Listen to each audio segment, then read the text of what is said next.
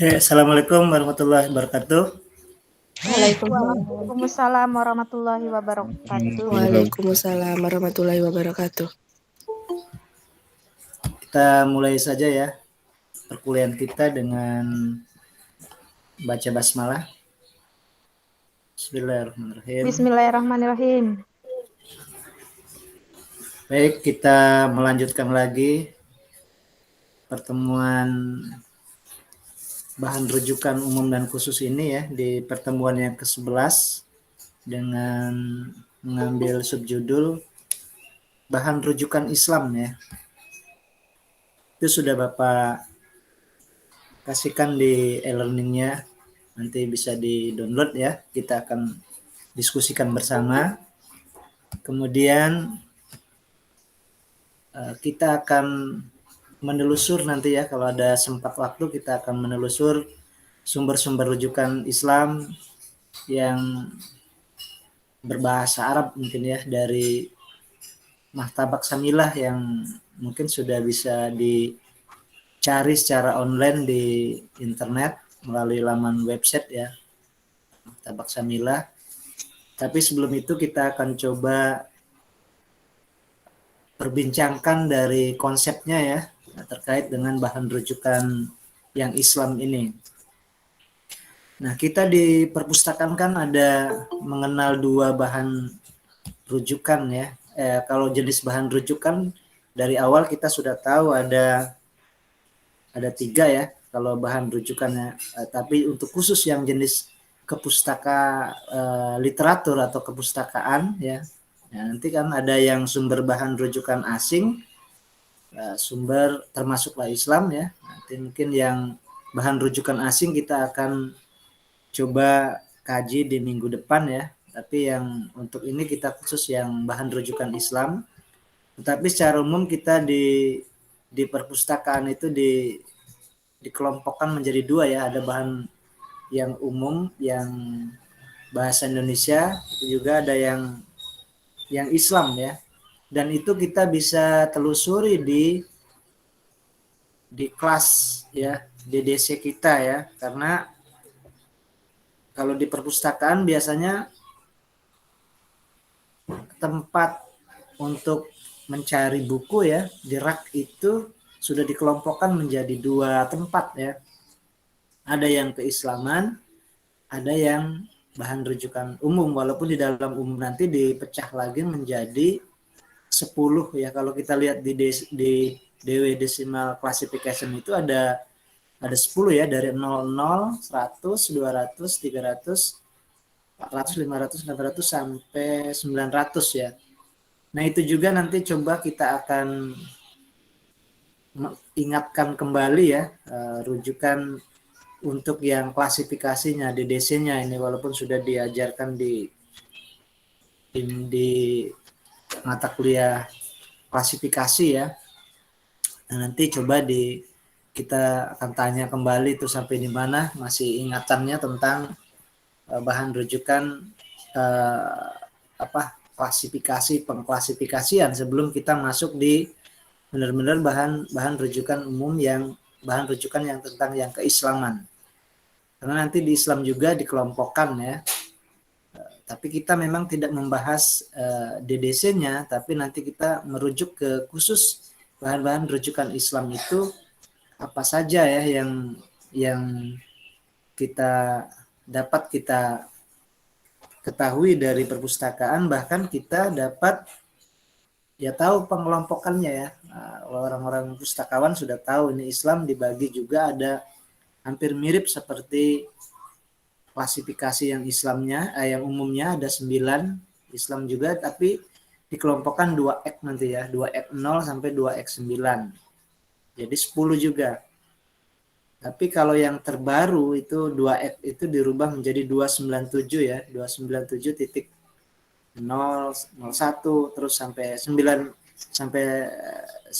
juga ya. Jadi ada 900 juga, tapi depannya 297 pengganti dari 2X 0-nya. Tapi masih kebanyakan di setiap perpustakaan masih menggunakan 2X ya, 2X. Jadi 2X 2x0 nanti 2x berapa ya, terus sampai 9 2x9, 2x1 2x9 ya. 2x9 itu ya, kalau di itu berarti 297.9 gitu kan. Ya itu ya, jadi tadi kita sudah tahu ada pengelompokannya, ada bahan rujukan itu ada yang umum, ada bahan rujukan yang untuk kata dan istilah, kamus, ensiklopedi dan thesaurus ya, kemudian kepustakaan atau literatur ya, yang hari ini kita akan bahas, tetapi khusus tentang bahan rujukan literatur yang Islam gitu ya. Ada yang bahasa Indonesia, ada yang Islam. Nah, untuk minggu depan kita akan bahas yang bahasa asing ya, termasuk bahasa Inggris. Dan yang satunya kan bahan rujukan lain, ada bibliografi, ada indeks, ada abstrak, dan yang lain-lain. Nah, kita hari ini khusus tentang yang keislamannya. Nah, tapi sebelumnya ini Bapak cek dulu dari kelasnya dulu, biar kita mengingatkan kembali klasifikasi DDC-nya. Ada 2 ya, nanti ada yang bisa dari handphone. Nah, kalau di handphone nanti Bapak mohon tunjukkan, bisa di download kelas DDC-nya ya. Jadi buka Play Store, kelas DDC. Jadi kita itu kan tidak akan bisa dihafal ya.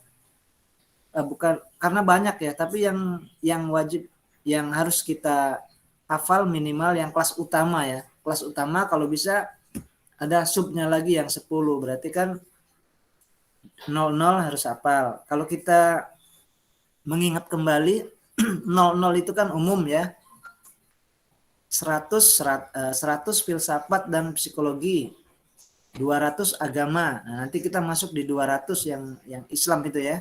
Yang Islam nanti di 2x0 sampai 2x9. Tapi dia dikelompokkan di agama 200 kan. 200 agama secara umum, nanti ada Kristen, ada Buddha, ada Islam. Islam di 2x0 nanti dipecahkan lagi ya. Kemudian ada 300 itu sosial ya.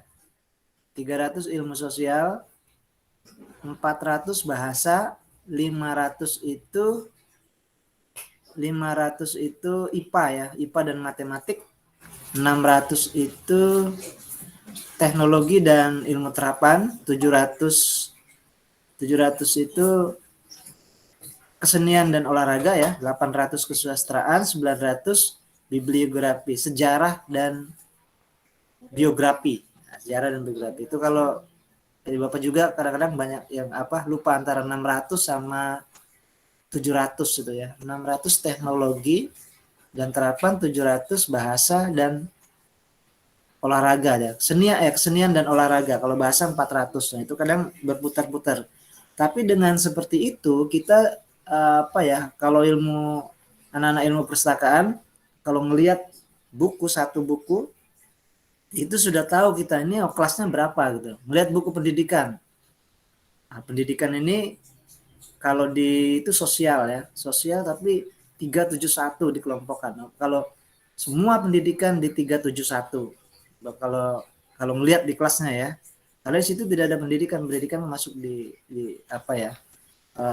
sosial kalau tidak salah 371 ya. Kalau kita ngelihat buku ada kesenian dan olahraga, berarti ini masuk di 700 ya, kesenian dan olahraga 700.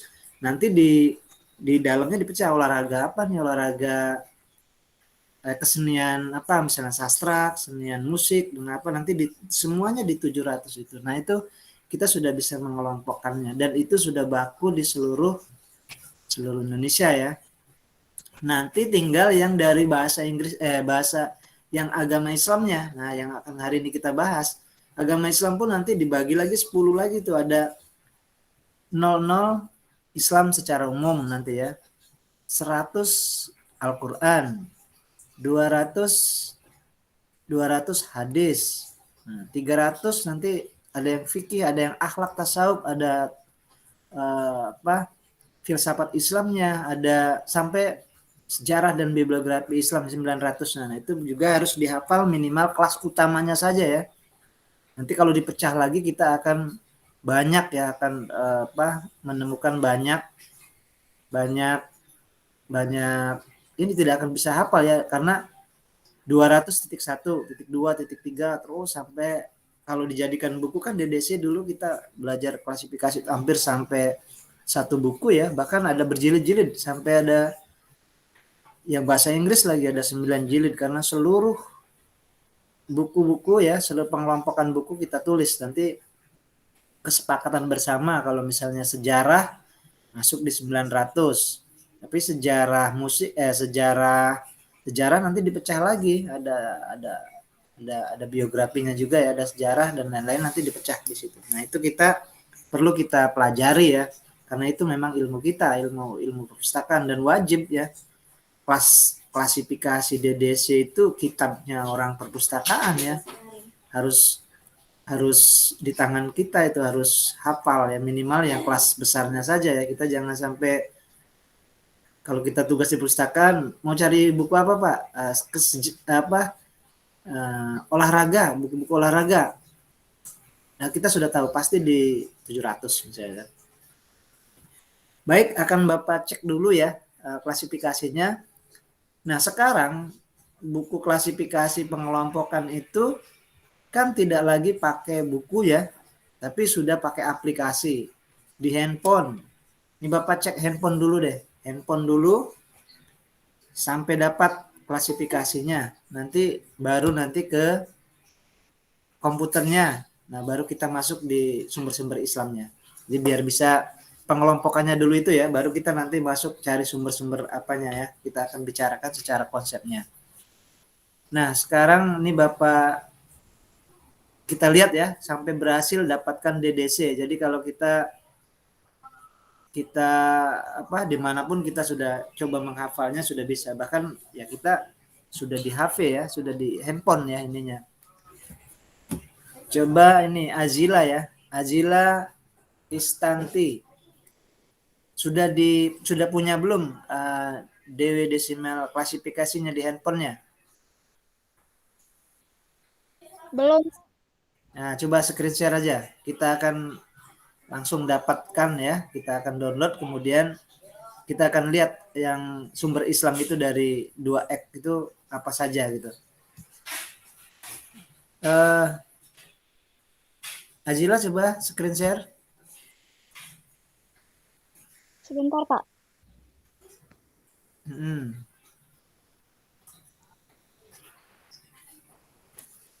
Ya. Oke, ini ya kita akan dapatkan DDC. Yang lain juga harus punya itu. Pertama buka di Play Store, sudah ya? Sudah, Pak. Kemudian ini apa nih? Play Store bukan? Iya, Pak. Nah, DDC kelas. DDC aja lah gitu. Nah, itu yang DDC mana ya? Yang kelas kayaknya yang bahasa Indonesia. Oh, itu DDC perpustakaan ya? Oh, DDC perpustakaan berarti, coba. Nanti kalau salah kita ini lagi. Ya, sepertinya ini ya. Coba install itu. Yang bahasa Indonesia kan? Oke. Jadi ini yang dulu ditakutkan oleh orang-orang pustakawan, yang sulit kan ini ya, belajarnya lama kita. Coba buka. Ini ya. Jadi kita sudah punya DDC tuh. Coba buka informasi umum 00 ya. Diklik lagi bisa ada lagi enggak subnya? Ini, Pak. Ada ya. Ya, 01 biografi. Kalau kita ilmu perpustakaan tuh 020 ya. Nah, jadi ada kelas utamanya tadi. Coba balik ke kelas utama. Ini, Pak. Ya. Nah, sekarang ini ya, coba lihat ini. Ini ada di handphone kita. Dan Islam itu 2X. Coba diklik yang 2X itu. Nah, 02X1 Al-Qur'an ya. Di atasnya ada umum enggak? 02X0-nya mana? Ada, Pak. Oh, tadi saya Islam tadi ya, 2X0 dianggapnya kan. 2X1 Al-Qur'an, hadis, fikih, akhlak tasawuf, sosial budaya, filsafat, aliran sekte, dan inilah sumber-sumber Islam ya. Tapi coba yang balik lagi ke umum. Nah, sekarang Azila baca dulu nih sekali, kemudian tanpa melihat. Nah, kayak tanfis ya, tanpa melihat. Coba 00 apa itu? Informasi umum, Pak. Ya, kita ingat umum aja, pokoknya 00 umum gitu ya. Kalau kita informasinya bikin kita tidak bisa hafal, udah umum aja. Yang ke 100, coba baca dulu 100 filsafat ya. Safat. Umum. Kemudian terus 200 Du- agama ya. Iya, Pak. Coba bacakan dulu semuanya. 00 informasi umum. 100 filsafat. 200 agama. 2XX itu Islam, Pak. Terus 300 sosial, ilmu sosial. 400 bahasa. 500 IPA dan matematika. 600 teknologi. 700 seni. 800 sastra. 900 geografi dan sejarah. ya. Kalau tanpa melihat bisa nggak itu?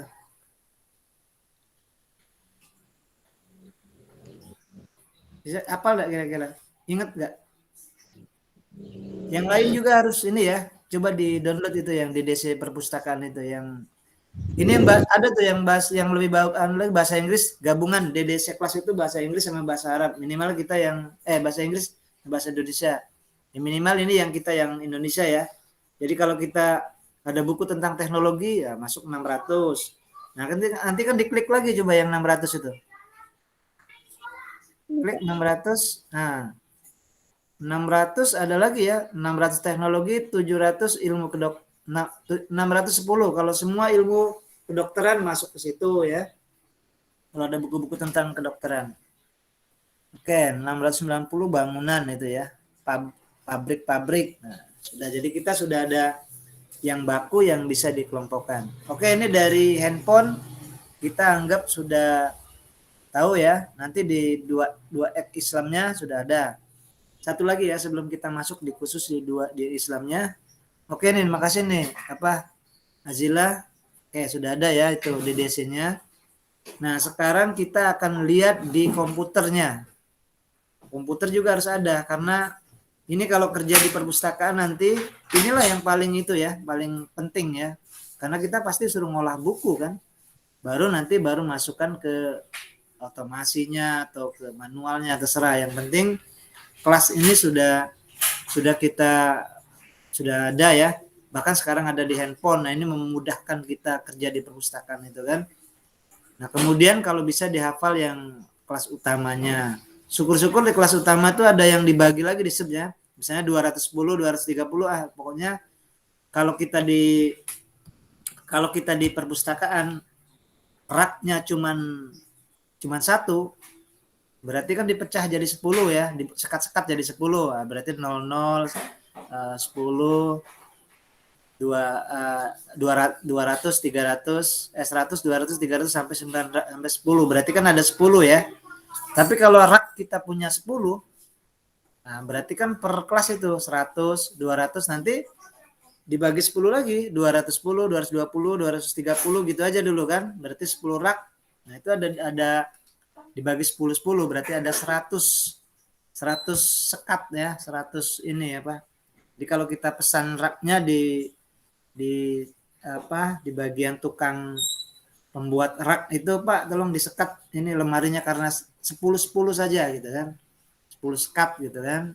Artinya nanti kelasnya ya karena kita cuma satu ya jadi 10. Kalau kita punya 10 rak, nah berarti 10 kan. Setiap kelas ratusan di dalamnya ada puluhannya, 210, 220.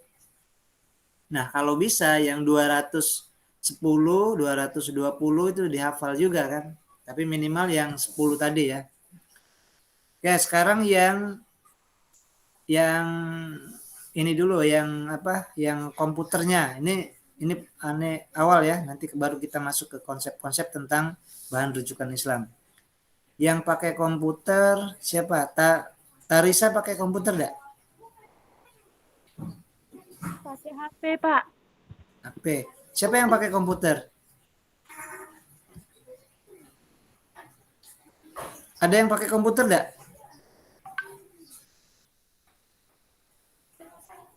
Oh, ini ya, siapa? Siapa tadi? Siapa yang pakai komputer? Di antara ini ada yang pakai komputer nggak? Pakai laptop maksudnya? Emilia? Ya, Pak. Pakai HP, Pak. Bentar ya. Yang pakai komputer siapa? Kita ini ya, kita download ininya apa? Ini tadi pakai komputer kayaknya sih. Apa sih? Siapa nih? CV. Wars. Tulisannya di sini CV Wars ya. Siapa? Nama siapa itu? Wah, siapa? Ini CV Wars ya. Tapi bukan namanya ini, nama ini aja ya, nama di komputernya ya. Betul. CV Wars ya. Wars. Punya siapa itu? Akun siapa itu? Enggak usah Fauzan, ini Pak. ya, enggak. Hah? Siapa tuh? Siapa namanya? Yang CP Wars itu tuh Fauzan. Fauzan ya? Fauzan mana Fauzan? Halo Fauzan. Fauzan mana Fauzan?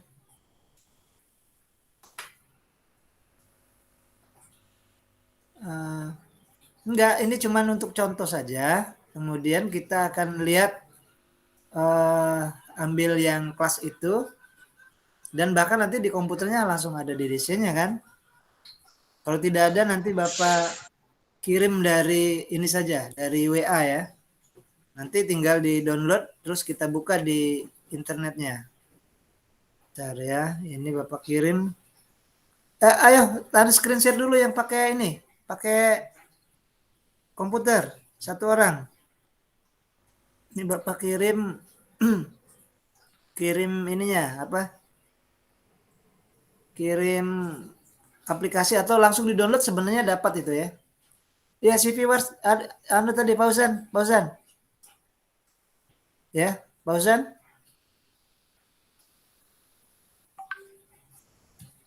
Atau siapa? Widya pakai apa? Pakai HP, Pak. Siapa yang pakai laptop? Faisal pakai apa Faisal? Ayo cepat, kita sebentar HP aja. juga, Pak. Tidak lama kok, sebentar aja. Cuman ini tahu biar EDDC-nya ketemu gitu kan. Sudah itu sudah.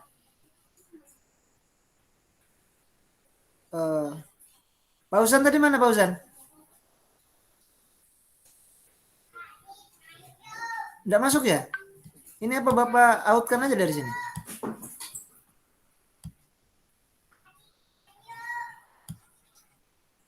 Halo, Pausan?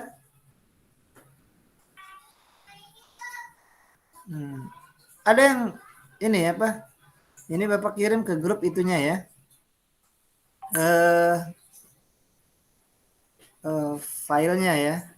Rujukan, bahan rujukan ya.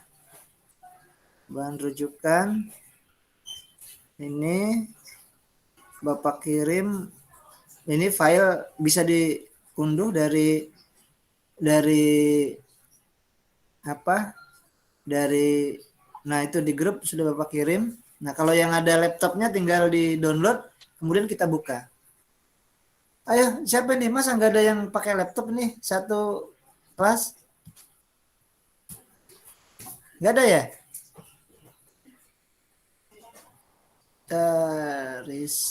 Tarisa pakai laptop. Fauzan nge-lag, Pak. Pak Oh, Fauzannya melek ya. melek. Ya.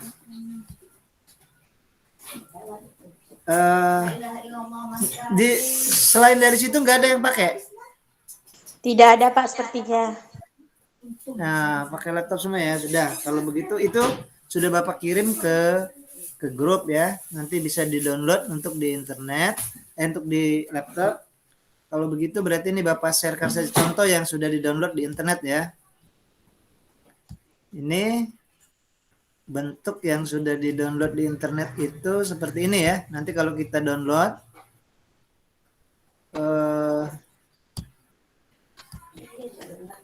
bentar ya.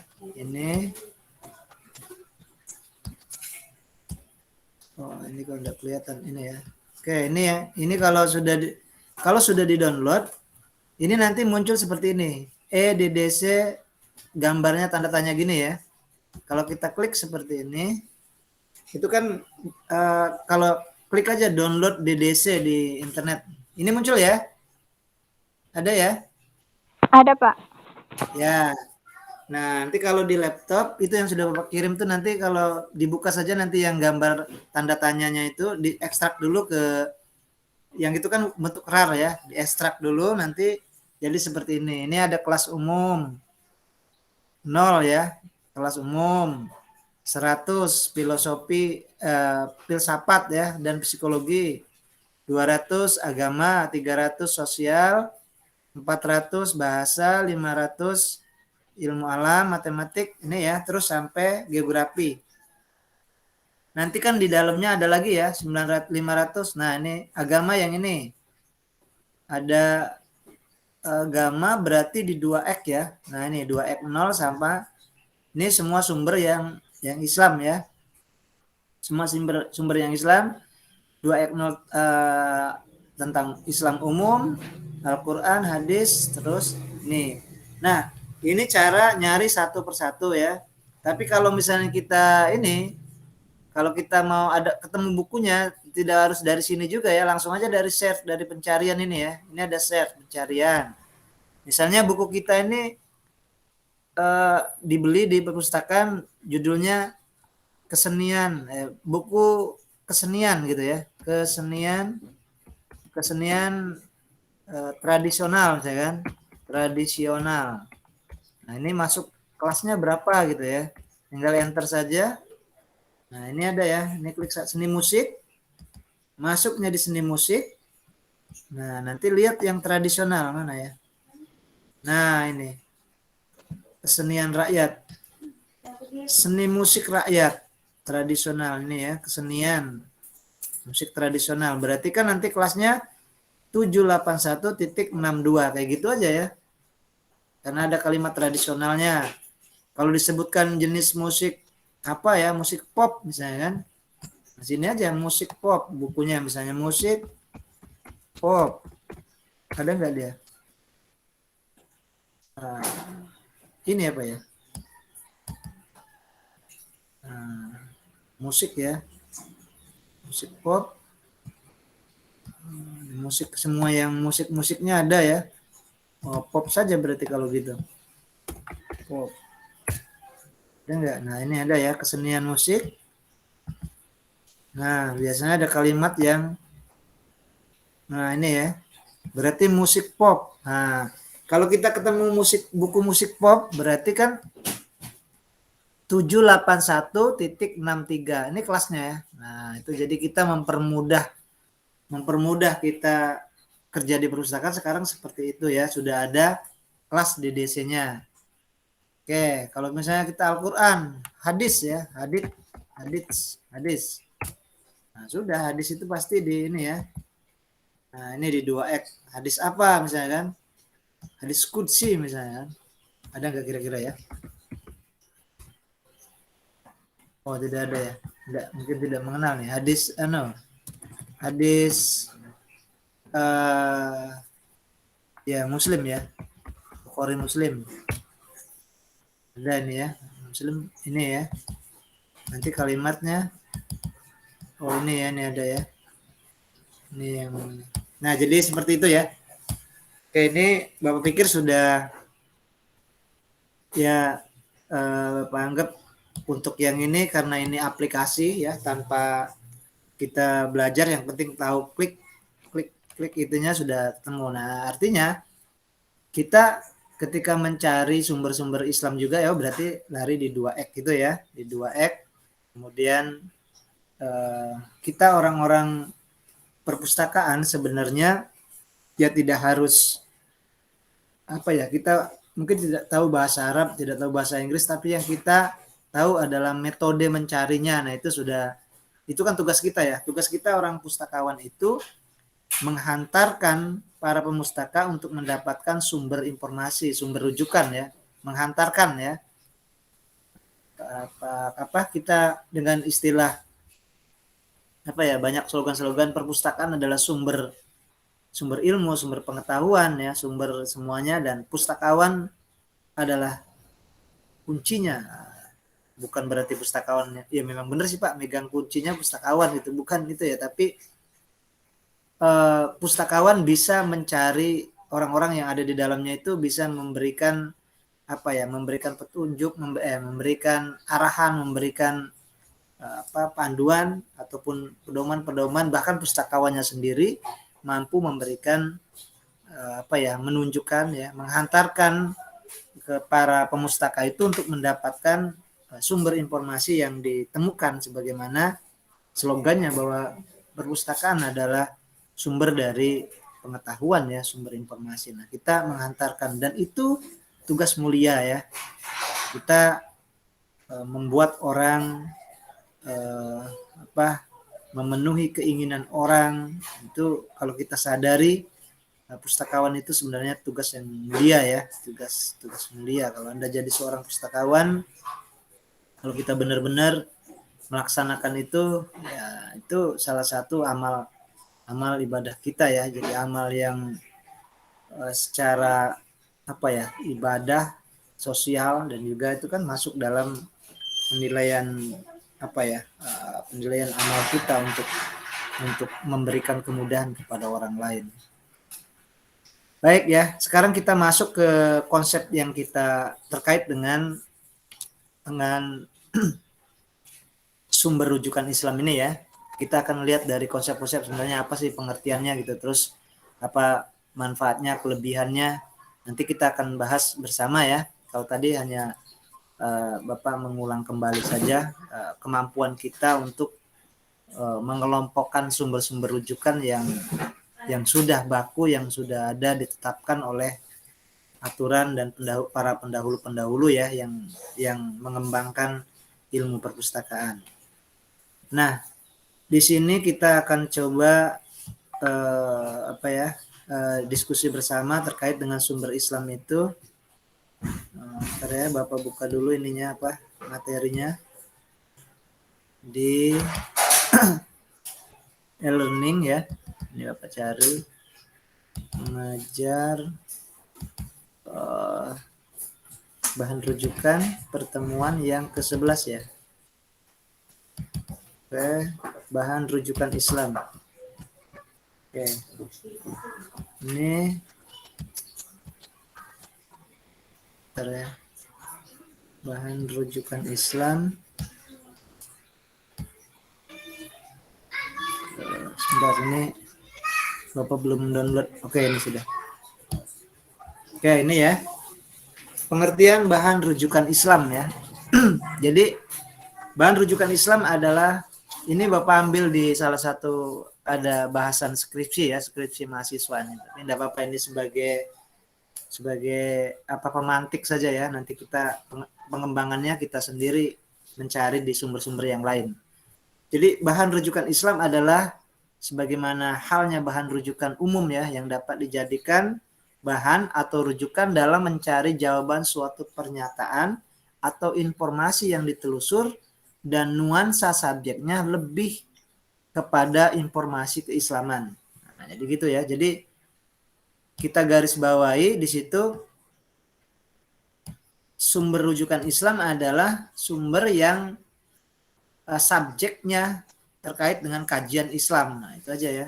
Jadi nanti kan ada yang hadis, Al-Quran, fikih ya, kemudian akhlak tasawuf, filsafat Islam ya, sampai kepada sekte aliran ya. Sekte aliran itu di 800 ya.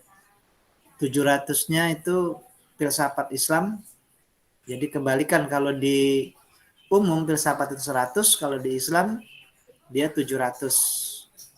800-nya aliran, 900-nya jarah dan biografi. Nah, itu nanti bisa dilihat di DDC yang sudah diinstal tadi kan. Nah, ini ya, jadi yang subjeknya tentang keislaman gitu ya. Kalau kita tanya apa sih Pak sumber rujukan Islam, ya sumber-sumber rujukan Islam yang menjelaskan informasi yang subjeknya tentang keislaman gitu aja kan. Nah, sekarang kita bahas bersama, kita akan bahas bersama ini ya, terkait dengan rujukan Islam itu. Yang pertama ini ya, nanti kita akan cari ini yang sudah menjadi koleksi digital yang Arab ya. Ya kalau Islam pasti kan larinya ke yang Arab. Nanti ada Maktabak Samilah. Nah, ini kita bisa lihat secara online ya. Kitab hadis Imam 9 imam ya. Kemudian Al-Qur'an juga sekarang sudah digitalnya ya, di HP pun sudah ada kan. Kemudian tafsir At-Tabari, Al-Qurtubi ya, dan yang lain-lainnya. Nah, itu sekarang orang sudah berusaha membuat aplikasi dengan yang support dengan handphone. Jadi kalau kita Al-Quran ya, sekarang sudah ini ya, sudah ada di handphone kita ya. Bahkan kalau kita download aplikasi Al-Quran itu sudah lengkap, di situ ada sejarah, ada asbabun nuzulnya ya, diarah turunnya Al-Quran, kemudian banyak ya yang ini yang bahkan kita mungkin ada kiblat ya. Nah, kalau kita ini coba Bapak contohkan satu yang Al-Quran. Oh, ada Bapak, maksud Bapak lihat ada nggak ininya apa saja yang terkait dengan sumber rujukan ini Al-Quran ini ya. Mana ya? Ini mencari kiblat ini. Oh, ini Al-Quran. Banyak sih ya ininya ya. Nah, kalau kita buka tentang, mungkin sudah ada semua ya di ini Nah, berarti di sini ada Al-Qur'annya. Oke. Keep learning. Oh, belajar untuk anak-anak. Berarti mungkin juz amanya mungkin di situ ya. Kiblat. Nah, ada kiblatnya juga ya. Kemudian ada doa ya. Robbana. Nah, ini mungkin doa ya. Listen. Nah, ada bahkan ada ininya ya, ada suaranya. Kalau kita yang listen ini apa nih? Berarti mendengarnya itu sudah pakai ini ya. Ya mungkin bisa ya, sudah ada itunya ya. Iya, sudah ada suaranya. Jadi listen, bisa mendengarkan ya. Nah, jadi sudah seperti itu ya. Kita sudah hidup di masa yang sudah teknologi, sudah milenial, sudah sudah lengkap, dengan tinggal kita saja ya mencari. Kita mungkin karena belum tahu saja kan, bahkan semua aplikasi apapun ya sekarang sudah menjadi aplikasi ya, bayar pajak, bayar paspor, bayar semua ya tentang keuangan, mau makan, mau berangkat, mau pergi ya pakai Gojek dan lain-lain ya. Jadi kita sudah hidup di zaman yang sudah mulai maju ya. Nah, itu tinggal kita saja beradaptasi gitu ya, beradaptasi. Oke, itu ya. Nah, ini kita akan coba lanjutkan lagi tadi pengertiannya seperti itu ya. Nah, terus kita akan lari ke oke, ini ya 92 ya. Oke, ini pengertian tadi sudah. Nomor 1 pengertian. Kita langsung aja nomor 2 lah ini ya. Kita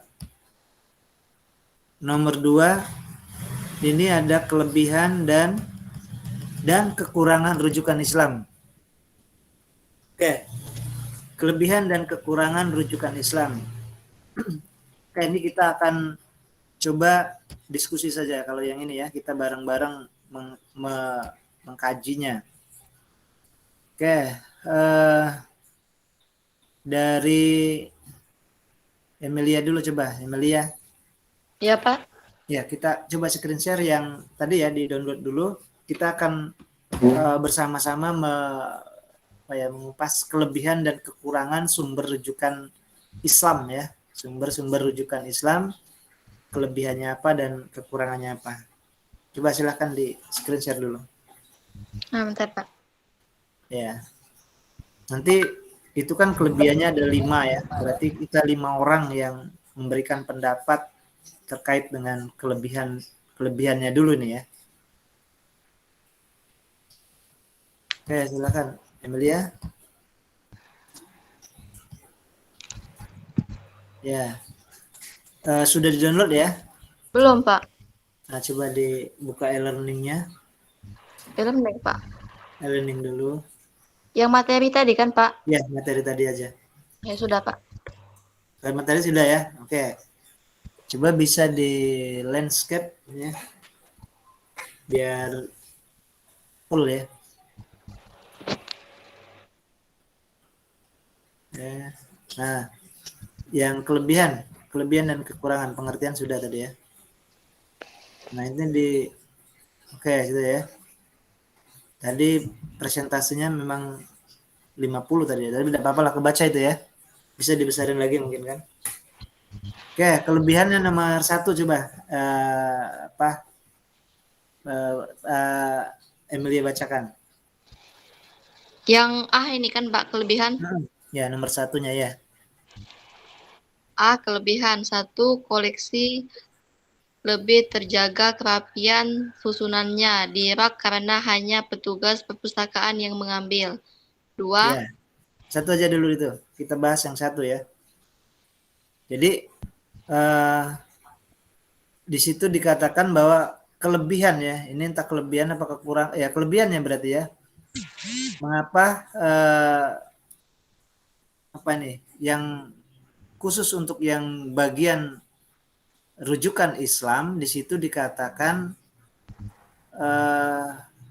bukunya terjaga kerapiannya karena yang mengambil hanya seorang pustakawannya ya. Kenapa seperti itu? Kenapa bahan-bahan yang bahasa Arab ini pendapat ini ya, koleksi yang terjaga kerapiannya, susunannya di rak karena hanya petugas perpustakaan yang mengambil. Nah, ini kalau memaknai kalimat itu maksudnya apa menurut Emilia? apa, Pak? Ya, nomor 1 itu kan bahan-bahan bahasa Arab itu bukunya kebanyakan masih tersusun rapi di rak gitu kan, karena alasannya tadi yang mengambil hanya petugas perpustakaan aja. Kenapa seperti itu? Kenapa bahan-bahan yang asing itu, terutama yang bahasa Arab nih ya, yang ngambil hanya orang tenaga pustakawan saja? Alasannya apa?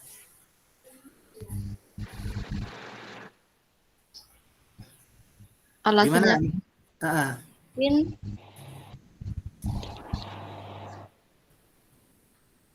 mungkin nggak banyak peminatnya, Pak. Tidak banyak peminatnya ya. Oke, tidak banyak peminatnya. Walaupun ada yang mengambilnya biasanya petugas khusus ya, karena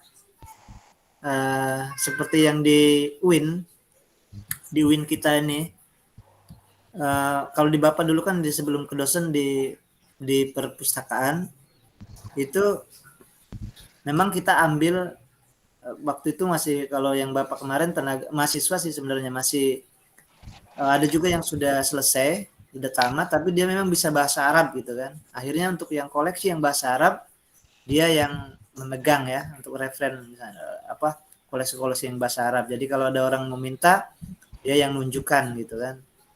Tapi mungkin biasanya ya orang yang mau cari bahasa Arab ya bisa bahasa Arab ya, kecuali memang mungkin mahasiswa ada tugas untuk ini bahasa Arab, nah maka dibantu oleh pustakawan yang bisa berbahasa Arab. Nah itu karena alasan itu ya buku-bukunya menjadi jarang dipakai ya, akhirnya ya dianggap kelebihannya ya tidak rusak gitu ya, kelebihannya tidak ada yang rusak. Nah jadi ya karena alasannya mungkin peminatnya tadi betul juga dari kata Emilia, tetapi juga ya jarang ya, kemudian kalaupun ada ya diambilkan, karena dengan diambilkan itu ya, tidak ya dimungkinkan rusaknya sedikit ya, karena kalau kita sendiri yang ngambil kan kadang-kadang kita tidak bertanggung jawab ya, ambil dengan tidak hati-hati misalnya kan itu ya. Oke, baik, itu nomor 1 ya. Oke, ini mungkin Amelia minta bantuannya untuk ini ya, habiskan yang 5 ini. Kita ini operator lah ya. Nah, nomor 2, kemungkinan koleksi hilang sangat kecil. Oke, ini kita akan dibahas Bapak tanyakan ke Faisal ya. Nah, salah satu Faisal ada? Ada, Pak. Ya, salah satu kelebihan dari koleksi yang berbahasa asing, khususnya bahasa Arab, katanya koleksinya memungkinkan sedikit sekali akan hilang. Apa alasannya itu? Oh, kalau menurut saya sendiri, Pak, itu tuh videonya mana? Oh, iya. Gambarnya.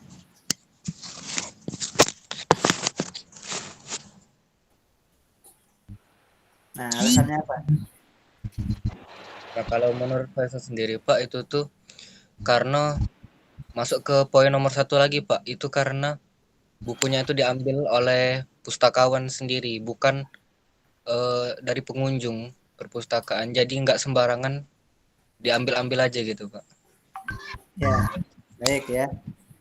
Karena diambilkan, jadi kemungkinan sedikit untuk hilang itu tidak akan hilang karena diambilkan gitu ya. Ya, karena terkait dengan kehilangan ini ini kan menjadi problem ya. Karena Bapak dulu di perpustakaan pusat dulu, ya kalau Bapak sih tidak mengalami ada yang misalnya memergoki yang ngambil atau apa, tapi teman-teman ada juga yang cerita itu kan kita di kampus kan sampai lantai 2 itu ya, lantai 2 itu ada yang nekat sampai memang sudah direncanakan ya, 2 orang, 1 orang di atas lantai 1 ambil buku kemudian melempar, nangkep di bawah gitu kan, itu sampai dikejar-kejar itu kan ya, mungkin karena kebutuhan karena ada tugas yang mungkin penting ya, akhirnya diambil, mau ngambil gitu kan. Nah itu kan ada yang sampai seperti itu ya, ingin ambil buku gitu kan. Sebenarnya kalau kita ada amal yang mengalir ya, kita nanam pohon kelapa, kemudian untuk masyarakat, buat sumur untuk masyarakat umum. Nah itu kan mengalir ya sampai hari kiamat. Nah, ada juga amal yang mengalir sampai hari kiamat, itu adalah orang yang ambil buku di perpustakaan. Nah itu ya, jadi kalau kita terambil buku ya, kembalikan lah ya. Apa itu lebih baik kita fotokopi gitu kan. Nah Bapak dulu kerja di perpustakaan, itu dari awal dulu Bapak sudah niat itu, Bapak minim sekali Bapak membawa tas ya. Kalau niat ya kecuali kalau bawa laptop ya, tidak bawa tas. Karena apa? Takutnya nanti nggak terambil buku gitu kan.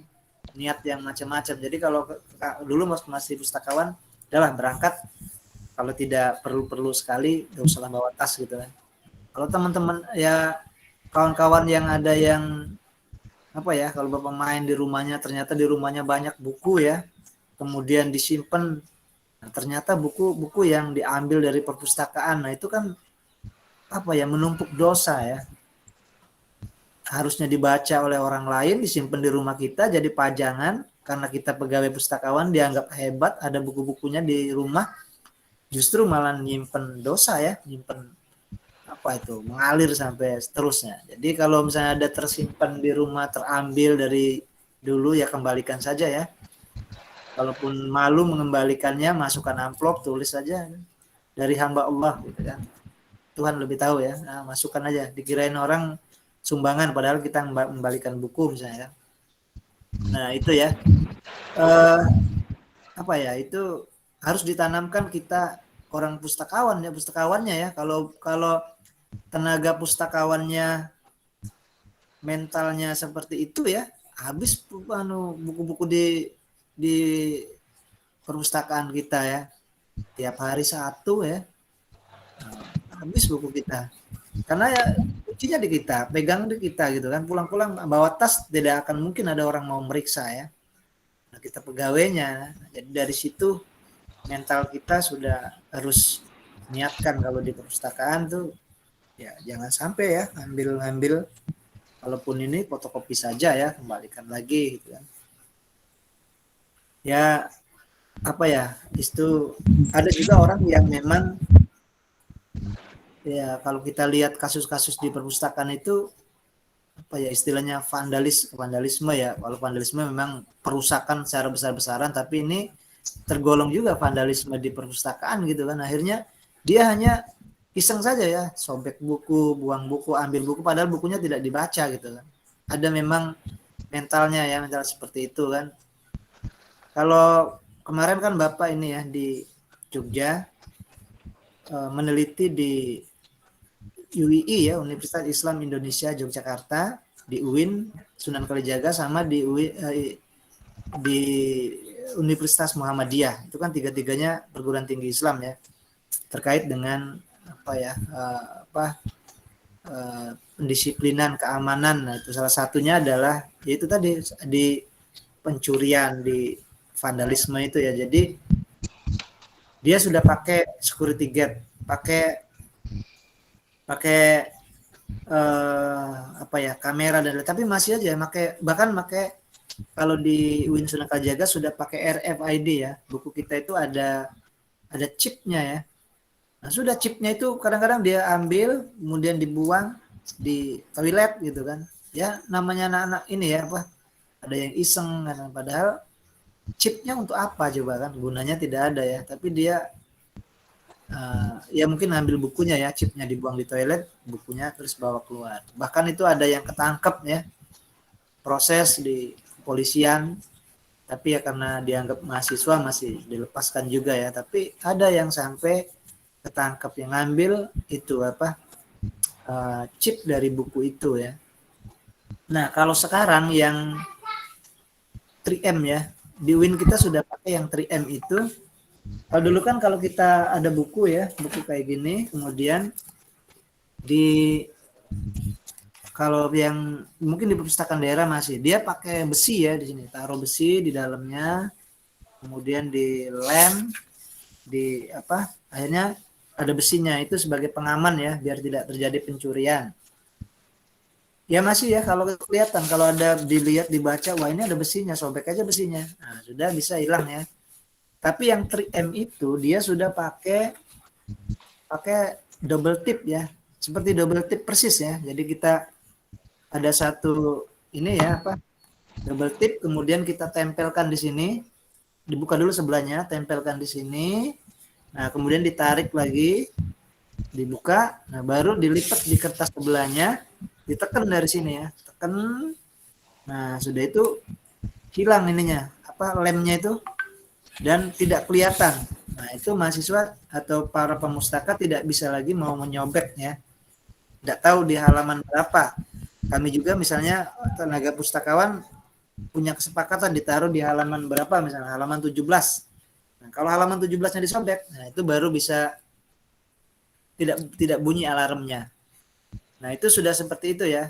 Ini di dulu Win Raden Patah sudah ada ya. Nah, sekarang kayaknya 3M-nya yang rusak apa-apa ya kemarin, tapi udah tahu yang baru di kampus B ini sudah masih dimaksimalkan tidak itu. Kayaknya ada security gate-nya ya, mungkin baru lagi karena itu kan ada proyek baru dari dana IDB-nya. Jadi akhirnya seperti itu ya perkembangannya. Walaupun seperti itu masih saja ya kita karena apa ya persoalan-persoalan di perpustakaan ya tidak akan pernah hilang ya. Tapi itu meminimalisir ya. Dia orang sudah punya rasa nanti diawasi gitu, nanti diketahuan. Tapi ya ada saja. Tapi sebenarnya kalau kita lihat dari sekarang ya sudah mulai aman ya di perpustakaan, tidak ada lagi lah orang mau ambil gitu kan, karena filenya juga sudah ada yang digitalkan gitu kan. Oke, baik ya, kehilangan kemungkinannya sedikit karena ya bahan-bahan luar itu hanya orang-orang tertentu saja yang ini mau menggunakan ya. Kalau orang-orang tidak bisa membacanya untuk apa kan gitu kan. Oke, baik, selanjutnya yang ketiga. Kelebihannya tidak cepat rusak.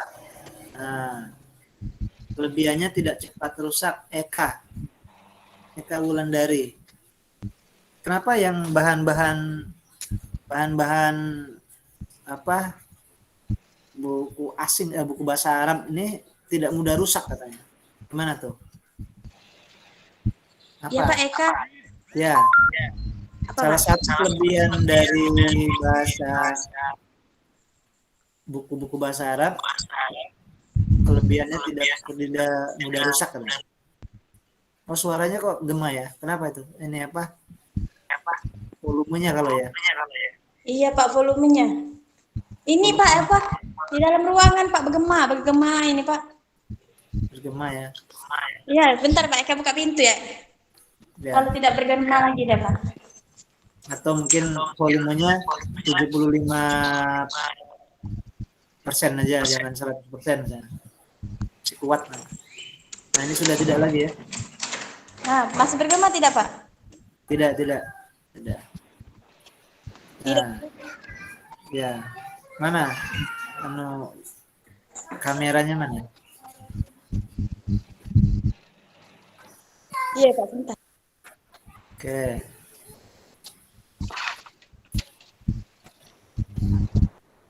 Emilia, tidak apa-apa ya, minta tolong masih tetap screen share. Iya, Pak. Pak, kelihatan tidak Pak muka Eka Wulandari, Pak? Belum. Sekarang Pak? Nah, ya kelihatan sudah. Oke, tadi alasannya bahan-bahan dari bahasa sumber Islam itu tidak mudah rusak. Kenapa? Ini Pak, sama seperti yang setelah teman-teman sampaikan tadi, sama juga seperti Bapak yang sampaikan tadi, bahwa itu kan Pak, menurut Eka Pak ya, sumber-sumber itu tidak pernah rusak Pak, karena seperti pustakawan atau orang-orang yang ahli dalam bidangnya saja Pak yang ingin membacanya, Pak. Jadi kalau seperti jujur Pak ya, kalau seperti Eka, mungkin kalau seperti teman-teman yang lain itu tidak memahaminya atau berpikiran, kenapa sih harus kita membuka buku ini? Sedangkan kita tuh tidak tahu Pak, seperti malas-malasan seperti itu Pak. Nah jadi pengunjung tuh tidak ingin membukanya Pak. Nah sedangkan pustakawan dan seperti orang-orang yang ahli dalam bidangnya itu Pak, mereka tahu Pak cara bagaimana membuka koleksi itu agar tetap terjaga dan tetap aman Pak, seperti itu. Ya. Ya baik, terima kasih ya Kak ya. Jadi memang sedikit peminatnya, tapi juga kalau Bapak lihat kadang-kadang yang sumber-sumber asing ya, sumber yang terutama yang bahasa Arab itu ya, bukunya memang kertasnya juga ada sebagian, ya tidak semuanya, ada sebagian memang bahan-bahannya kuat juga ada ya, selain dari segi peminatnya, terus bahannya juga ada yang sudah didop gitu kalau ini ya, ada nanti kesiram air tidak basah gitu kan, ada yang sudah dilapisi oleh plastik dan yang lain-lainnya. Itu ada juga kadang-kadang yang seperti itu ya, dari bahannya memang dibuat yang bagus untuk tulisan Arab. Kalau Bapak lihat naskah-naskah sumber-sumber Arab itu ada yang sudah bagus ya, jadi kualitasnya juga mungkin mereka karena itu proyek apa ya dari ini apa donatur bantuan, jadi begitu dicetaknya memang dibuat sekalian yang bagus gitu kan. Itu juga ada ya, jadi alasannya selain dari peminat sedikit, ada juga memang dari awal dibuat yang sumber-sumber yang Islam itu sebagian ada yang bagus bahannya gitu ya. Oke, baik. Selanjutnya kita akan lihat yang mana ini ya, yang 3 ya. 4. Pengawasan dapat dilakukan lebih longgar. Nah, ini ya. Pengawasan dapat dilakukan lebih longgar. Maksudnya apa nih? Dari Baiti. Pengawasannya, Iya, Pak. nah, pengawasannya katanya kalau yang bahan-bahan asing itu tidak ketat lah ya, tidak ketat seperti yang lain. Mengapa alasannya? Mungkin beda, Pak. Biasanya kalau yang umum Mana itu kan gambarnya? banyak peminatnya, Pak ya. Kameranya, nah, ada gimana? Biasanya kan kalau yang umum tuh banyak peminatnya, Pak ya. Nah, jadi itu tuh perlu diawasi lebih ketat, Pak. Nah, sedangkan ini kan banyak yang belum paham dengan bahasanya, artinya. Nah, jadi peminatnya sedikit. Jadi kita punya waktu lebih longgar untuk mengawasinya tuh. Kalau yang umum tuh perlu diawasinya, karena kita paham dengan bahasanya tuh, Pak. Ya. Oke, baik ya. Itu baik itu di mana tuh? Di negara mana? Malam di situ ya? Dapat lagi ditutup benderanya. Soalnya lagi ada yang benari pagar, Pak. Jadi mengkilat-kilat mata. Ya, kami siang di sini. Ya. Oke, itu ya. Betul ya. Karena memang peminatnya kurang mungkin ya. Jadi pengawasannya lebih longgar. Jadi alasannya mungkin juga sedikit tuh yang bahkan mungkin orang juga ya tadi karena sedikit ya, jadi dia lebih tidak diprioritaskan yang ngawasinnya ya, tapi mungkin sekali-sekali saja ya. Karena kalau yang pengunjungnya banyak, yang kayak yang bahan-bahan umum, ya diawasi ya. Mungkin kalau sekarang kan sudah ada kamera ya, kamera sama security gate mungkin lebih longgar, tetapi juga berarti kan pakai, kalaupun dia ada kamera ya kameranya satu saja mungkin kan. Kalaupun orang kan sekarang sudah pakai kamera sih ya. Kalau yang di tempat umum kameranya sampai 4. Kalau Bapak kemarin lihat di Jogja itu ya, ada di tempat, terutama tempat penitipan tas itu, kameranya sampai ada 5 ya. Bayangkan aja, jadi sudut sama pintu masuknya gitu kan, sama pintu yang ngadep pintu masuknya. Jadi ada 5 kamera. Jadi setiap sudut itu ada, padahal ruangannya mungkin ya berapa ya, 3 kali mungkin 3 kali 3 lah ya, masih termasuk untuk penitipan. Kalau kemarin sih kayaknya 3 kali, hampir 3 kali 3 5, agak ini ya apa, yang panjangnya memang berbeda dengan yang lebarnya, tapi Bapak lihat sampai 5 itu ininya apa, kameranya. Artinya prioritas untuk kalau takut ada yang mau ambil apa gitu ya, ambil tas. Kalau itu di penitipan barang. Kalau di tempat-tempat rak biasanya ya cukup satu-satu ya kameranya. Nah, kalau ya itu tadi yang tempat penitipan rak itu sampai 5. Nah, kalau kamera itu apa ya, kalau Bapak sempat nanya kemarin karena memang penelitian di situ, sebenarnya bagaimana sih sistemnya itu ya? Ya kameranya tetap terus ya apa? Ngerekod terus ya, merekam. Makanya dia dikasih pengumuman ya, bagi yang kehilangan dalam waktu 3 hari tidak melapor maka tidak bertanggung jawab lagi katanya gitu. Karena kalau sudah 7 hari kan itu kan ngerekam terus makan server banyak gitu ya, bandwidth makan harddisk banyak, akhirnya dia kalau sudah 7 hari dihapus lagi gitu kan. Udah 7 hari dihapus lagi, kecuali kalau kita punya banyak ya, satu bulan baru dihapus gitu kan. Jadi dia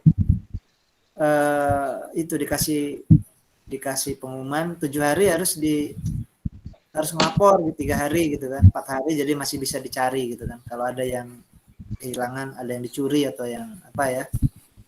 Nah kalau yang sudah lengkap, kalau sekarang sih bisa saja misalnya tempat penyimpanannya itu tidak lagi di hard disk, tapi langsung di cloud computing ya, di komputer, di drive, Google Drive lah gitu ya. Jadi akhirnya udah setiap ini masih bisa tersimpan ya, masih bisa tersimpan. Jadi kapanpun kalau misalnya ada yang kehilangan kita bisa cek yang ambilnya gitu ya. Oke, baik. Ini yang keempat. Yang keempat, yang terakhir, proses temu kembali informasi lebih efektif. Nah, ini kelebihannya. Coba yang putra siapa putranya? Masih 21 lagi kita ya. Masih 10 menit lagi gitu ya. Yang putra siapa nih? Yang putra bentar. Yang putra Lukman Hakim ada? Lukman Hakim? Tidak ada ya.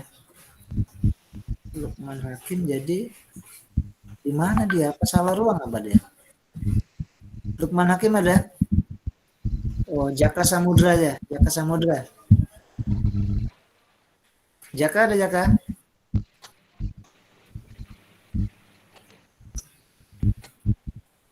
Jaka? Tidak ada Jaka juga. Kemana dia? Kuliah di mana itu? Kemudian dia saja dia. Dia? Ada Iya, dia? Pak. Oke. Untuk sumber yang bahasa Islam, sumber-sumber Islam katanya dia akan mudah mengubalik informasi. Apa alasannya? Gimana caranya itu? Memaknai kalimat itu. Mana gambarnya? Bentar, Pak. Ya. Oke. Ya, Pak. Yang mana, Pak? Yang nomor 5 ya, Pak? Ya, kenapa sumber-sumber Islam itu kalau untuk temu kembalinya lebih mudah dari yang lain? Gimana? Apa alasannya? Mungkin menurut pendapat saya ya, Pak ya, itu kembali lagi dari kelebihan yang dari nomor 1 sampai 4 itu, Pak. Karena yang mengambilkannya itu memang khusus perpustakaan. Jadi proses temu kembalinya itu lebih cepat, Pak. Begitu. Ya. Biasanya kalau yang naruhnya kan pustakawannya ya. Kalau dia yang naruhnya pasti begitu mau ambil tahu ya. Iya, Pak. Lebih cepat. Ya, oke, makasih ya. Oke, Yep. kalau orang lain yang ambil mungkin masih nyari-nyari ya. Kalau kita yang naruh walaupun di tempat yang tersembunyi ya masih ketahuan kita yang naruh kan. Oke, baik itu kelebihan ya. Kemudian oke, yang terakhir ini karena waktu tinggal apa ya 10. Oh masih ya, masih 9 10 menit ya, 15 menit lagi. Ada kelebihan ini ya, kelemahan. Oke, mungkin yang kelebihan nanti dari ada kelemahan ya, kelemahan. Oke, ini di Bapak bacakan aja ya kelemahannya. Tadi kelebihan ya. Pengguna kurang puas dalam mencari koleksi bahan pustaka yang diinginkannya. Itu ya. Karena apa nih alasannya? Karena termasuk kelemahannya. Kenapa pengguna kurang puas dalam mencari koleksi bahan pustaka yang diinginkannya? Ya, berkemungkinan karena ini ya, jangan-jangan misalnya kita cari tentang hadis apa gitu, ternyata memang tidak ada yang tidak lengkap atau mungkin salah ini ya, atau juga alasan apa nih, kurang puas karena koleksi bahan pustaka yang diinginkannya ini kurang puas ini karena memang ditemukan atau tidak. Nah itu jadi alasannya dua mungkin. Jadi pertama, begitu kita mau cari nggak ada bahannya ya, nggak ada bahannya karena di perpustakaan kita biasanya terbatas ya, bahan-bahan yang koleksi yang Islam yang apalagi yang apa zaman-zaman dulu misalnya kan, hadis-hadis zaman dulu tidak ada. Nah itu otomatis kan kecewa ya. Ataupun kalau misalnya diketemukan ada juga tidak lengkap. Nah, ini terkait dengan apa ya, kelengkapan di perpustakaannya. Kadang-kadang kita kalau mau nyari bahan yang buku-buku sumber yang Arab ya kita kesulitan ya. Itu, kecewa dari awal yang memang tidak menemukan bahannya kan. Atau bisa juga misalnya sudah menemukan tapi tidak yang ini karena mungkin dengan tipe atau dengan apa jenis yang lain, mungkin sudah disadur orang yang sudah dengan model-model yang baru bukan yang aslinya itu ya. Kemudian yang selanjutnya, koleksi yang didapat kadang-kadang tidak sesuai dengan kebutuhan pemustaka ya tadi ya. Begitu didapatkan ternyata bukan ini Pak gitu kan. Ini itu ya karena memang sumbernya sumber ini ya apa, sumber yang bahasa Arab misalnya kan. Oke, selanjutnya tidak semua pemakai paham menggunakan katalog. Ya, kalau kita katalognya apa ya, tapi sebenarnya walaupun dia tapi katalognya ya bahasa ini ya, bahasa Arab ya. Tapi ada juga kadang bisa apa ya, untuk memahaman ke kita ya katalognya mungkin diubah ya bahasa kita. Misalnya kalau dia madrasah, oh berarti mungkin pendidikan apa gitu ya, pendidikan misalnya. Jadi biar tahu. Tapi kan kita sudah ini ya, sudah mengelompokkan walaupun dia tulisannya bahasa Arab, oh berarti ini tentang fikih misalnya, berarti lari dihukum di 2 4 misalnya gitu ya. Jadi begitu kita mau cari ya naruhnya di sana walaupun tidak dengan bahasa Indonesia ya, maupun dengan bahasa Arab. Nah, jadi dan ini yang akhirnya apa ya, berbeda ya katalog dengan ininya kita karena itu bahasa Arabnya, jadi kesusahan ya karena memang menggunakan katalognya yang biasa pakai bahasa Indonesia ternyata ini sudah pakai bahasa Arabnya. Atau kalau misalnya dibuat memang judulnya bahasa Arab, kalau kita mau cari dengan di opaknya misalkan tulis bahasa Indonesia misalkan Al-Fatihah ya tidak muncul ya, kecuali tulis Al-Fatihah pakai bahasa Arab. Nah, itu juga bisa berpengaruh ya, kelemahan gitu ya. Kemudian ya ada izin tadi ya. Oke, enggak apa-apa, silakan itu. Siapa ada izin ya? Oke.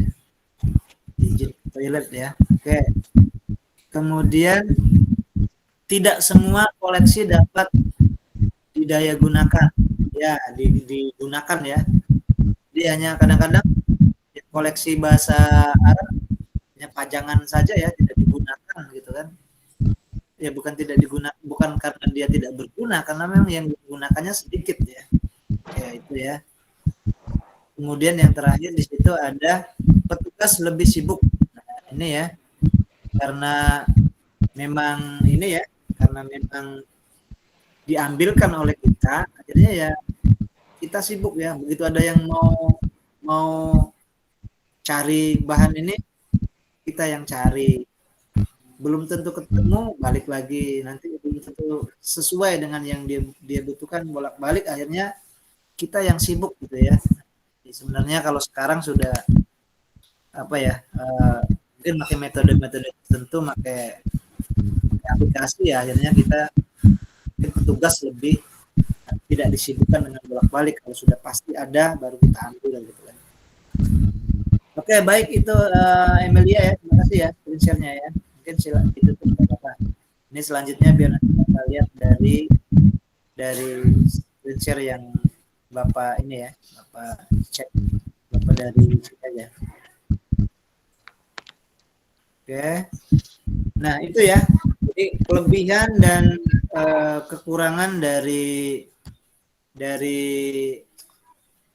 bahan-bahan yang sumber rujukan Islam, itu yang memang apa yang terjadi di perpustakaan ya, problem-problem yang ada terkait dengan ilmu perpustakaan, yang apa sumber-sumber yang bahasa sumber-sumber Islam ya. Oke, ini sedikit lagi ya Bapak sampaikan, ini masih ada waktu 10 menit lagi. Oke, ini Bapak lihat saja ini ya. Kelebihan dan kekurangan sudah ya. Kemudian tinggal manfaat ya. Oke ya, kalau kita tanya manfaat, dapat memberikan keterangan atau penjelasan langsung dan mendasar tentang sesuatu hal yang diketahui, jadi tidak menghilangkan keraguan pengertian mengenai masalah tertentu. Ya, kalau kita lihat dari apa ya, dari manfaat dari sumber-sumber yang asing itu kan kita sudah yakin ya bahwa memang, apalagi misalnya sumbernya dari Al-Quran, itu kan tidak diragukan lagi ya. Kadang-kadang sumber-sumber yang dari hadis, dari itu yang tidak diragukan lagi ya. Dan ini juga mungkin orang yang nganggap bahwa apa ya, sumber-sumber Islam itu ya karena kita mungkin tidak bisa membacanya ya, tapi bagi orang yang bisa membaca itu manfaatnya sangat besar ya. Bapak dulu ada dosen Bapak ya, nah dari waktu S2 dulu, namanya Pak Badri Yatim ya, sejarah ya, ngajar sejarah, tapi beliau sudah almarhum. Nah itu dia cerita, kenapa dia bukunya banyak, kenapa dia banyak tulisannya, karena dia memang bisa membaca bahasa Arabnya. Jadi Arab kitab-kitab lama itu dia baca ya. Terus kemudian dia ini apa, dengan membaca itu diungkap lagi dengan bahasa Indonesia kan. Akhirnya banyak, misalnya dia cari tentang sejarah, misalnya perang Tabuk misalnya, atau perang apa ya, Kondak misalnya, cari di sumber yang memang asli dari kitab-kitab lama. Nah akhirnya dia menemukan sesuatu yang berbeda karena memang sumber-sumbernya dari ini ya, yang ahli asli, yang primer ya, dari sumber awalnya. Nah itu juga menjadi ini ya jadi manfaat akhirnya kan. Jadi apa ya, karena kelebihan ya, satu orang bisa membaca dengan bahasa Arab, akhirnya dia bisa mengembangkan pengetahuannya ya. Nah itu ya. Kemudian yang selanjutnya ini mungkin bisa dibaca ya, terkait dengan kelebihannya ya, minimal itu ya, kita ya bermanfaat bagi yang apa ya, punya kemampuan untuk membaca ya, sangat bermanfaat karena memang sumbernya asli dan juga yang lain-lainnya. Di sini banyak yang didapat perbendaharaan kata ya, oke ya, mengetahui seluk-beluk, oke, dapat mengetahui riwayat hidup tokoh ya, itu kalau ditulis-tulis zaman dulu oleh orang yang memang sebenarnya ya. Nah kadang-kadang kalau kita membaca, kemarin juga Bapak menguji ini ya, bukan menguji, jadi sekretaris ya, dia membahas tesis tentang naskah Abdul Somad Al-Palimbani ya. Nah, jadi dia terkait dengan pengobatan tradisionalnya. Nah itu tulisannya dengan bahasa Arab Melayu ya.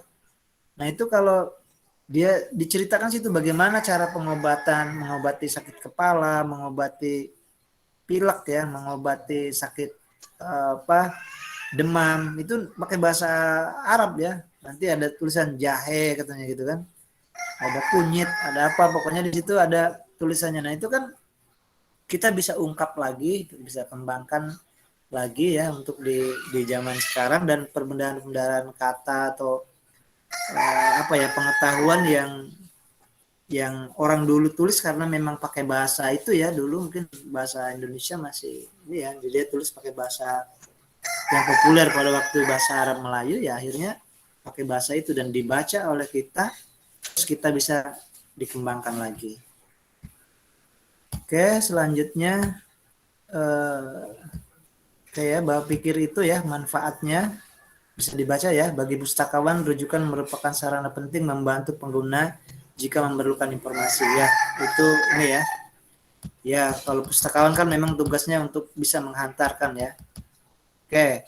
Nah, ini beberapa hal yang harusnya bisa dilihat ya dari Maktabak Samila ini. Nah, ini nanti mungkin bisa di ini saja ya.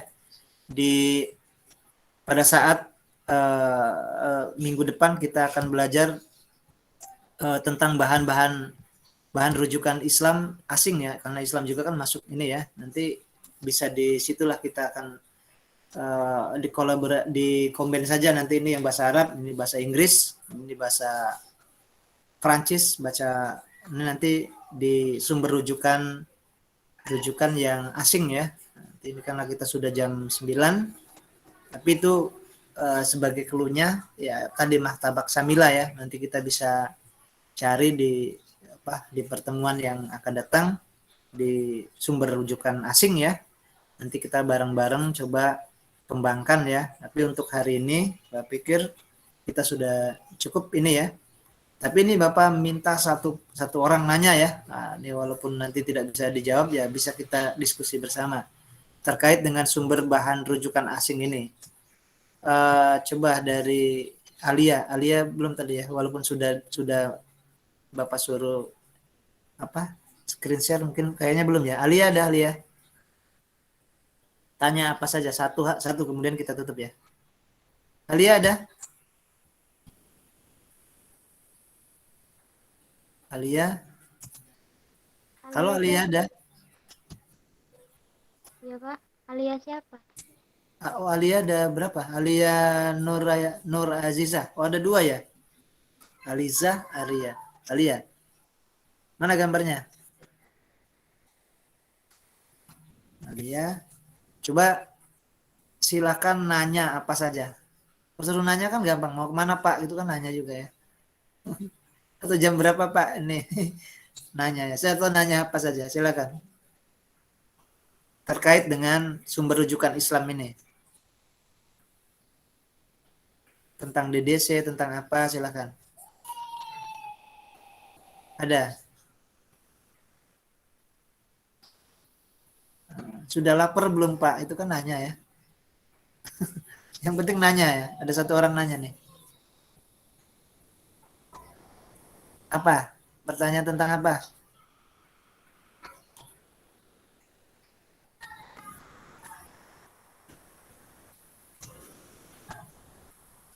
Apa pengertian rujukan Islam Pak? Itu nanya juga kan?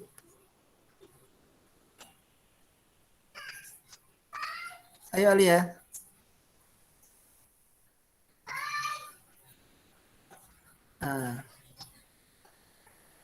Kelemahan atau apa ya?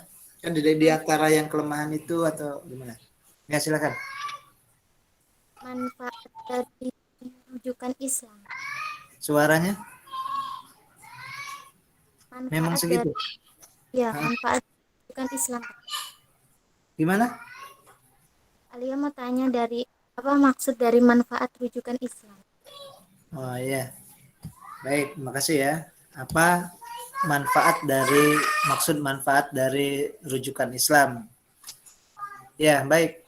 Kita kan apa ya? Kalau yang di 200 itu kan ada agama ya, ada Kristen, ada Buddha, ada Hindu, ada yang lain-lain ya. Salah satunya kita Islam, rujukan Islam, dan kemudian juga rujukan Islam ini kemungkinan di Kristen juga dikembangkan ya. Ini agama Kristen nanti ada ada kelas-kelasnya. Tapi yang setahu Bapak yang baru dikembangkan itu yang Islam ya. Yang Islam ini kan kompleks ya. Jadi ada dari Al-Quran, hadis, bahkan dibuat kelas sampai 900 kan itu kan. Kenapa ini dibuat diklasifikasikan, dirujukan karena kita pengetahuan Islam mungkin sudah meluas, kemudian juga institusinya ada di UIN dan misalnya di Universitas Islam Negeri ya, ada STAIN, ada IAIN, ada UIN. Nah itu semua mengkaji tentang Islam. Kemudian sumber-sumber rujukannya juga yang Islam ya, manfaatnya ya tentu untuk aktivitas mahasiswa yang memang kuliah di syariah, di adab, di ilmu hadis, kemudian di politik Islamnya, semuanya bisa dimanfaatkan ya, rujukan-rujukan Islam itu untuk itu secara secara akademisi kan. Tapi kalau secara pribadi ya sumber rujukan Islam tadi ya, ada yang memperkuat mencari sumbernya, karena sudah dicari sumber yang asli, akhirnya orang sudah tidak ada bantahan lagi ya. Kalau Al-Quran kan tidak bisa dibantah seharusnya ya, sudah. Kalau kita ini sumbernya dari Al-Quran ayat sekian, nah itu tidak bisa dibantah. Tapi kalau misalnya dari orang buku orang kadang-kadang masih bisa dipertanyakan lagi. Nah itu kalau manfaatnya bisa secara organisasi, akademisi tadi ya, untuk pengembangan pengetahuan tentang sumber-sumber yang Islam tadi, untuk menambah khazanah pengetahuan itu ya. Tapi untuk pribadi juga tadi ya bisa saja untuk sebagai bukti bahwa apa yang kita tulis kemudian rujukannya yang Islam itu akan memperkuat ya, orang akan lebih percaya lagi. Nah, itu ya. Jadi sumber-sumber rujukan Islam kalau ditanya penting ya, penting pasti untuk kajian-kajian tentang keislaman ya. Kalau di luar ya belum tentu ya, kalau orang-orang yang luar mungkin oke saja kalau mau membandingkan ya. Tapi kemarin Bapak sempat kuliah di Jogja itu, mata kuliah ini ya, itu ada bergabung dengan, sebenarnya sih masih filsafat pelajaran mata kuliahnya ya, filsafat, tetapi bergabung dengan teman-teman yang non Islam ya, karena dia mengambil studi antar iman itu. Nah, itu jadi tentang rujukannya kan tentang filsafat ya. Nah, tapi kalau karena dia mau membandingkan ya, dia juga ambil mata kuliah sumber-sumber rujukan Islam, karena memang judulnya filsafat ya, mata kuliah filsafat Islam, karena dia ya harus diambil karena memang kuliahnya di UIN itu banyak. Kemarin hampir ada 5 orang ya, dari Papua, dari Lombok, dari mana itu ada pendeta dan pastor. Nah itu sempat Bapak satu kelas dengan kelompok rombongan itu ya, karena memang mereka mengambil studi antar iman. Nah dia juga ngambil sumber-sumber rujukan Islam, manfaatnya ya untuk sumber, karena dia mau menulis ya makalah atau yang lain-lain. Jadi itu ya, manfaat bisa untuk pribadi, bisa untuk secara akademisi mungkin ya, akademisi untuk memperkuat dari tulisan yang dia buat ya. Kalau ditanya manfaat secara umum, sumber-sumber rujukan Islam ya sangat jelas ya untuk pengetahuan tentang keislaman. Mungkin itu ya, Alia tadi ya. Oke, baik ya, karena sudah ya Alia ya. Oke, baik, karena kita waktunya sudah habis ya, Bapak pikir kita cukupkan sampai di sini ya perkuliahan kita untuk hari ini. Kita lanjut di minggu depan nanti. Kita sama-sama baca hamdalah.